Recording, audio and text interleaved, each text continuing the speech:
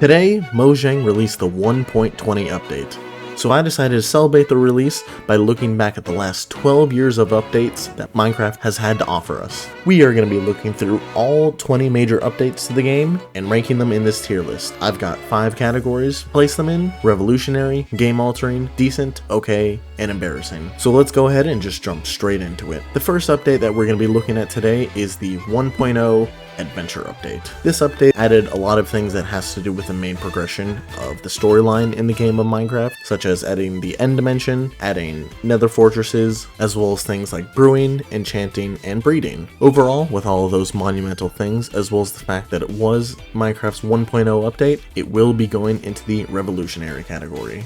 Next up, we have the 1.1 update. Now, a lot of these beginning updates don't actually have names, but once they do start to get names, I'll be calling them by it, but for now, we're just going to go with the version number. In the 1.1 update, there weren't a whole lot of things added, mainly just adding new languages to the game, the super flat world, as well as spawn eggs and creative mode. And for that, it is only going to be going in the decent category.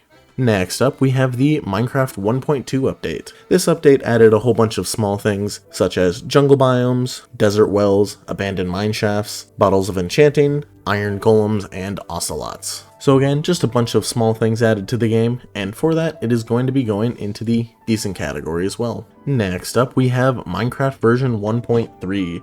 The final update to the game that didn't have an official name with it, and it added a ton of stuff, if I'm being honest. It added desert temples, jungle temples, emeralds, ender chests, as well as the entire system of trading with villagers. So overall, with all of these updates that it added to the game, it is going to be going into the game altering category, our first one to be in this category. Next up, we have the 1.4 update, the first update with a name called the Pretty Scary Update. Now this one had a ton of stuff to introduce. It had a whole bunch of new mobs such as the wither skeletons, witches, and bats, as well as a whole ton of other stuff such as beacons, anvils, potatoes, carrots, pumpkin pies, and nether stars. So for that, it is actually going to be our second update that is going into the revolutionary category. Next up, we have the 1.5 update to Minecraft, otherwise known as the Redstone update. This update didn't add a whole lot. It mainly added droppers, hoppers, and daylight sensors, as well as quartz for the nether.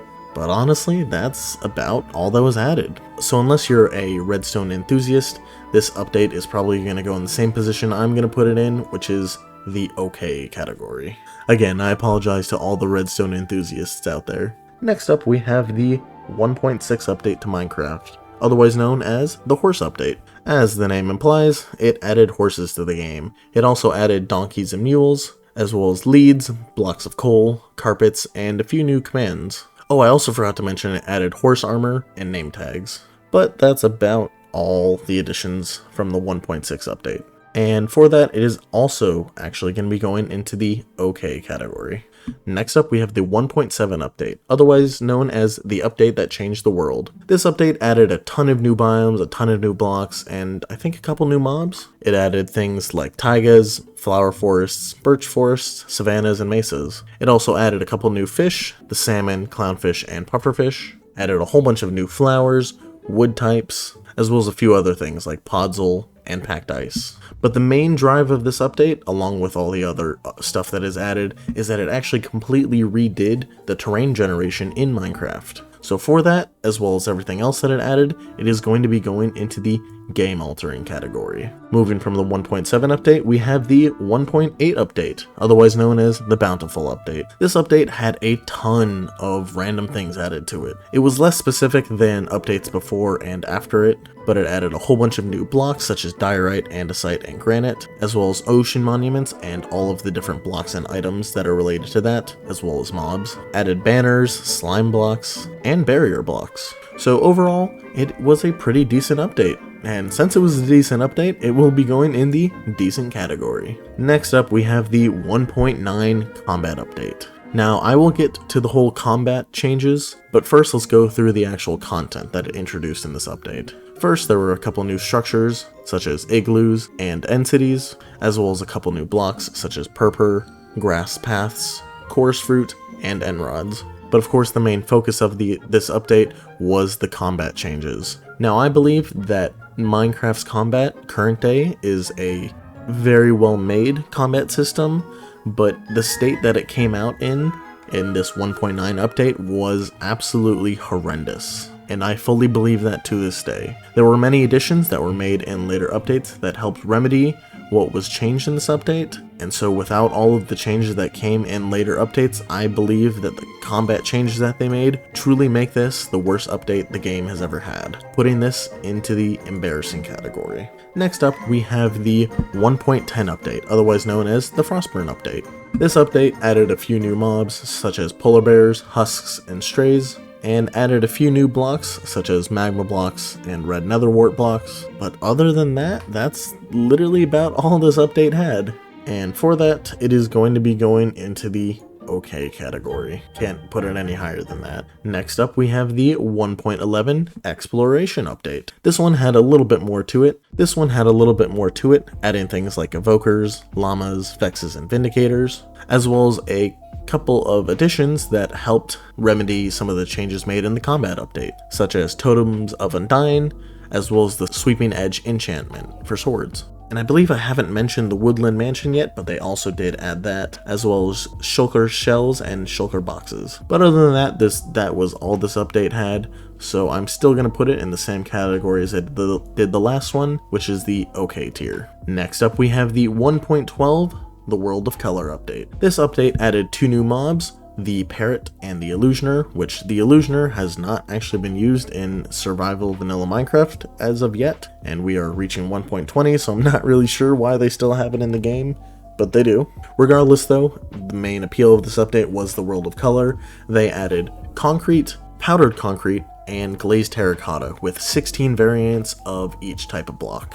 But other than the visual changes it added to the game, there wasn't a whole lot going for it, so it is going to be the 3rd update in a row that is going to be going into the okay category. But next up, we have what I would call the beginning of Minecraft's renaissance, the 1.13 update, Update Aquatic. This update added a ton of new biomes, ton of new mobs such as dolphins, turtles, drowned, and physical fish, and added a whole ton of new structures and blocks such as shipwrecks, coral reefs, underwater ruins, as well as a few items like tridents and conduits. This update absolutely revolutionized the oceans in Minecraft, and for that, it will be going into the game-altering category. Next up, we have the 1.14 update, the Village and Pillage update.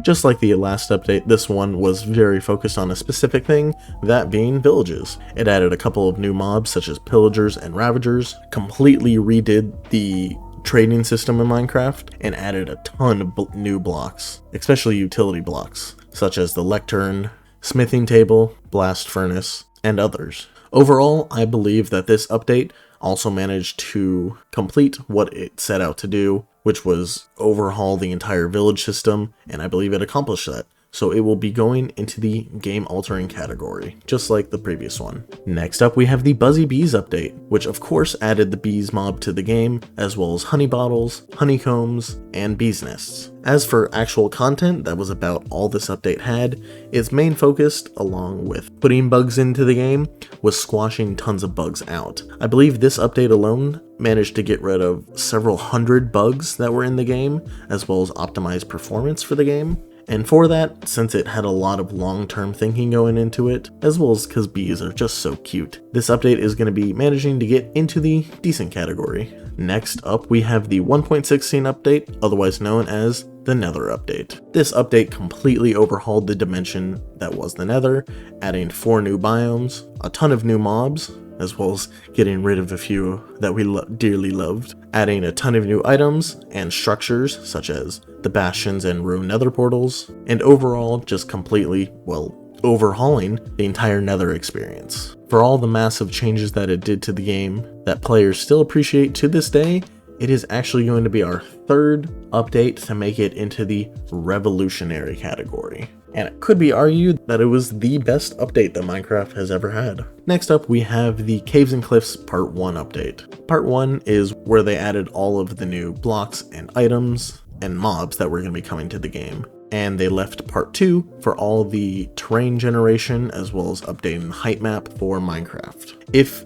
both of these things combined were in one update, I'd say that it could reach the revolutionary category and actually beat out the Nether update as the best update in the game. But unfortunately, as history goes, that did not happen. So these were 2 separate updates, and I will judge them as such, and both of them will not be getting to the revolutionary category, but will still be getting to the game-altering ones. So that is where both the Cave and Cliff update parts will be going. Next up, we have the Wild update. The main things added in this update were mangrove swamps, the Deep Dark, and the Warden. It also had a few other minor things, such as frogs, mud, allays, and all the blocks and items that had to do with mangrove swamps and the Deep Dark. Overall, considering the previous updates as well as the promises that Mojang had offered to us, this is actually only going to be going into the decent category.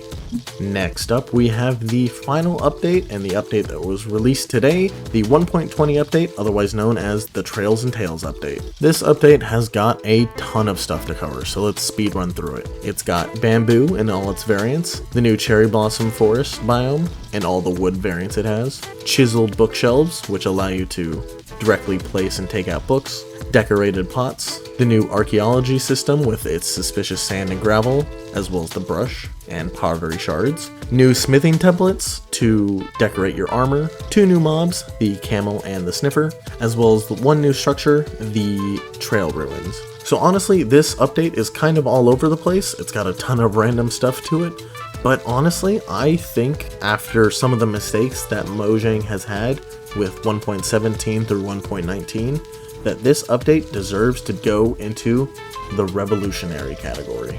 And so, with all that being said, this is my complete Minecraft updates tier list. I thank you all for watching, and if you're interested in joining the discussion about these tier lists, I do have a Discord that you can join, or you can just go ahead and leave a comment on the video. But with all that being said, I appreciate you guys for being here, and I will see you guys in the next video.